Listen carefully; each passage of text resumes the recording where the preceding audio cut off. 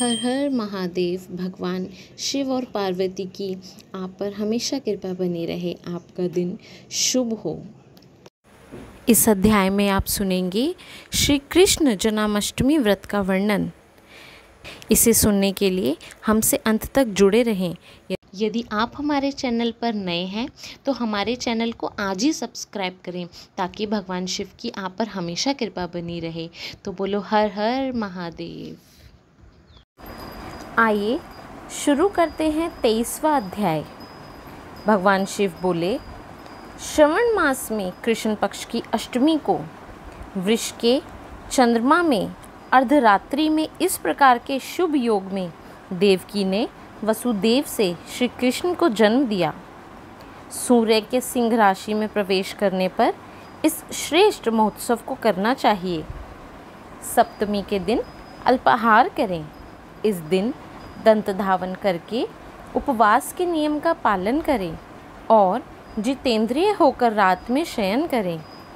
जो मनुष्य केवल उपवास के द्वारा कृष्ण जन्माष्टमी का दिन व्यतीत करता है वह 7 जन्मों में किए गए पाप से मुक्त हो जाता है। इसमें कोई भी संदेह नहीं है। पापों से मुक्त होकर गुणों के साथ जो वास होता है उसी को सभी भोगों से रहित उपवास जानना चाहिए।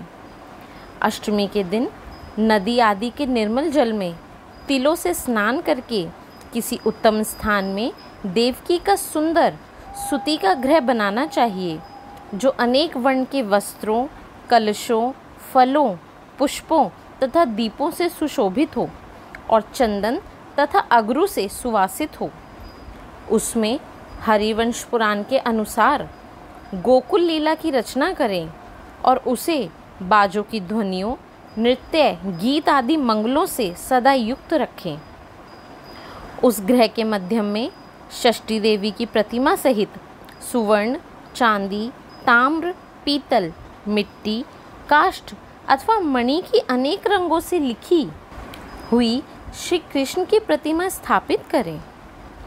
वहाँ 8 शल्य वाले पर्यक यानी पलंग के ऊपर सभी शुभ लक्षणों से संपूर्ण प्रसूतावस्था वाली देवकी की मूर्ति रखकर उन सबको एक मंच पर स्थापित करें और उस प्रियंकन में स्तनपान करते हुए सुप्त बाल रूप श्री कृष्ण को भी स्थापित करें। उस सूती का गृह में एक स्थान पर कन्या को जन्म दी हुई यशोदा की भी कृष्ण के समीप लिखें।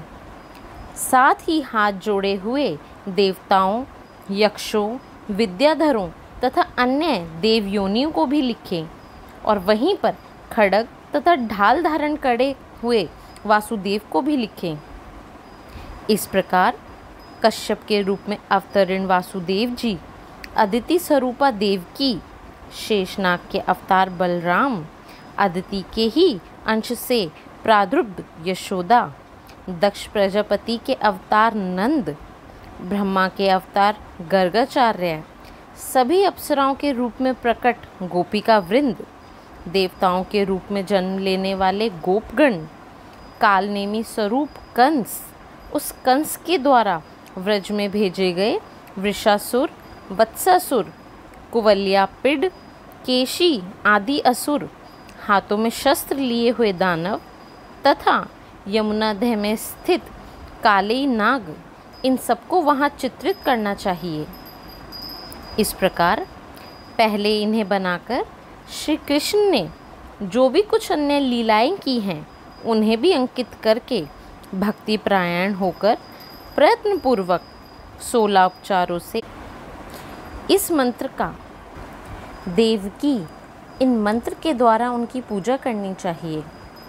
वेणु तथा वीणा की ध्वनियों के द्वारा गान करते हुए प्रधान किन्नरों से निरंतर जिनकी स्तुति की जाती है, हाथों में भृंगारी, दर्पण, ध्रुवा, दधि कलेश लिए हुए किन्नर जिनकी सेवा कर रहे हैं, जो शैया के ऊपर सुंदर आसन पर भली भांति विराजमान है, जो अत्यंत प्रसन्न मुखमंडल वाली है तथा पुत्र से शोभायमान है। हे देवताओं की माता तथा विजय सुतसुता देवी, देव की अपने पति वसुदेव सहित सुशोभित हो रही हैं। तत्पश्चात विधि जानने वाले मनुष्य को चाहिए कि आदि में प्रणव तथा अंत में नमः से युक्त करके अलग अलग सभी के नामों का उच्चारण करके सभी पापों से मुक्ति के लिए देवकी, वसुदेव, वासुदेव, बलदेव, नंद, यशोदा की पृथक पृथक पूजा करनी चाहिए। तत्पश्चात चंद्रमा के उदय होने पर श्री हरि का स्मरण करते हुए चंद्रमा को अर्घ्य प्रदान करें और इस प्रकार कहें, हे क्षीर सागर से प्रादुर्भूत, हे अत्रि गोत्र में उत्पन्न, आपको नमस्कार है। हे रोहिणी कांत, मेरे इस अर्घ्य को आप स्वीकार कीजिए। देवकी के साथ वसुदेव, नंद के साथ यशोदा, रोहिणी के साथ चंद्रमा और श्री कृष्ण के साथ बलराम की विधिवत पूजा करके मनुष्य कौन सी परम दुर्लभ वस्तु को नहीं प्राप्त कर सकता। कृष्ण अष्टमी का व्रत 1 करोड़ एकादशी व्रत के समान होता है। इस प्रकार से उस रात पूजन करके प्रातः नवमी तिथि को भगवती का जन्म महोत्सव वैसे ही मनाना चाहिए जैसे श्री कृष्ण का अष्टमी के दिन हुआ था।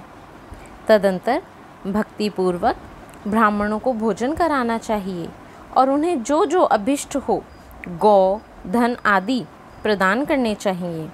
उस समय यह कहना चाहिए, श्री कृष्ण मेरे ऊपर प्रसन्न हो। गौ तथा ब्राह्मण का हित करने वाले आप वासुदेव को नमस्कार है। शांति हो, कल्याण हो, ऐसा कहकर उनका विसर्जन कर देना चाहिए। तत्पश्चात मौन होकर बंधु बांधवों के साथ भोजन करना चाहिए। इस प्रकार जो प्रत्येक वर्ष विधान पूर्वक कृष्ण तथा भगवती का जन्म महोत्सव करता है वह यथोवक्त फल प्राप्त करता है। उसे पुत्र, संतान, आरोग्य तथा अतुल सौभाग्य प्राप्त होता है। वह इस लोक में धार्मिक बुद्धि वाला होकर मृत्यु के अनंतर बैकुंठ लोक को हो जाता है। हे सनत कुमार, अब मैं इसके उद्यापन का वर्णन करूँगा। इसे किसी पुण्य दिन में विधि पूर्वक करें।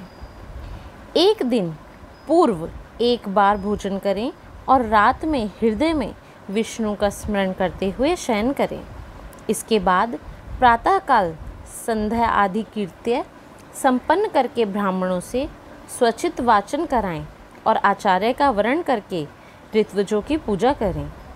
तदंतर बुद्धिमान को चाहिए कि वित्त शाट्य से रहित होकर 1 पल अथवा उसके आधे अथवा उसके भी आधे पल सुवर्ण की प्रतिमा बनाएं और इसके बाद रचित मंडप में मंडल के भीतर ब्रह्मा आदि देवताओं की स्थापना करें। इसके बाद वहाँ तांबे या मिट्टी का एक घट स्थापित करें और उसके ऊपर चांदी या बांस का एक पात्र रखें। उसमें गोविंद की प्रतिमा रखकर वस्त्र से उसे आच्छादित करते हुए बुद्धिमान मनुष्य 16 उपचारों से वैदिक तथा तांत्रिक मंत्रों के द्वारा विधिवत पूजन करें। तदंतर शंख में पुष्प, फल, चंदन, नारिकेल फल सहित शुद्ध जल लेकर पृथ्वी पर घुटने टेककर यह कहते हुए देवकी सहित भगवान श्री कृष्ण को अर्घ्य प्रदान करें। कंस के वध के लिए, पृथ्वी का भार उतारने के लिए, कौरवों के विनाश के लिए तथा दैत्यों के संहार के लिए आपने अवतार लिया है। हे हरे, मेरे द्वारा प्रदत्त इस अर्घ्य को आप देवकी सहित ग्रहण करें। इसके बाद बुद्धिमान को चाहिए कि चंद्रमा को पूर्वोक्त विधि से अर्घ्य प्रदान करें। वह पुनः भगवान से प्रार्थना करें, हे जगन्नाथ, हे देवकी पुत्र, हे प्रभु, हे वासुदेव पुत्र, हे अनंत, आपको नमस्कार है। भवसागर से मेरी रक्षा कीजिए। इस प्रकार देवशर से प्रार्थना करके रात्रि में जागरण करना चाहिए। पुनः प्रातःकाल शुद्ध जल में स्नान करके जनार्दन का पूजन कर खीर, तिल, घृत से मूल मंत्र के द्वारा भक्तिपूर्वक 108 आहुति देकर पुरुष सूक्त से हवन करें और पुनः इदम विष्णुव्र चक्र में इस मंत्र में केवल घृत की आहुतियाँ देनी चाहिए। पुनः पूर्ण आहुति देकर तथा होम शेष संपन्न करने के अनंतर आभूषण तथा वस्त्र आदि से आचार्य की पूजा करनी चाहिए। तत्पश्चात व्रत की संपूर्णता के लिए दूध देने वाली, सरल स्वभाव वाली, बछड़े से युक्त, उत्तम लक्षणों से संपन्न, सोने की सींग, चांदी के खुर, कांसे की दोहिनी, मोती की पूंछ, ताम्र की पीठ तथा सोने के घंटे से अलंकृत की हुई एक कपिला गौ को वस्त्र से आच्छादित करके दक्षिणा सहित दान करना चाहिए। इस प्रकार दान करने से व्रत संपूर्णता को प्राप्त होता है। कपिला गौ के अभाव में अन्य गौ भी दी जा सकती हैं। तदंतर ऋत्विजों को यथा योग्य दक्षिणा प्रदान करें। इसके बाद 8 ब्राह्मणों को भोजन कराएं और उन्हें भी दक्षिणा दें। पुनः सावधान होकर जल से परिपूर्ण कलश ब्राह्मणों को प्रदान करें और उनसे आज्ञा लेकर अपने बंधु के साथ भोजन करें। हे ब्रह्मपुत्र, इस प्रकार व्रत का उद्यापन कृत्य करने पर वह बुद्धिमान मनुष्य उसी क्षण पाप रहित हो जाता है और पुत्र पौत्र से युक्त तथा धन धान्य से संपन्न होकर बहुत समय तक सुखों का उपभोग कर अंत में वैकुंठ प्राप्त करता है। ओम नमः शिवाय। ये अध्याय यहीं समाप्त होता है। आगे के अध्याय सुनने के लिए हमारे चैनल से जुड़े रहे व हमारे चैनल को आज ही सब्सक्राइब व लाइक करना ना भूलें। भगवान शिव की कृपा आप पर हमेशा बनी रहे। तब तक के लिए धन्यवाद।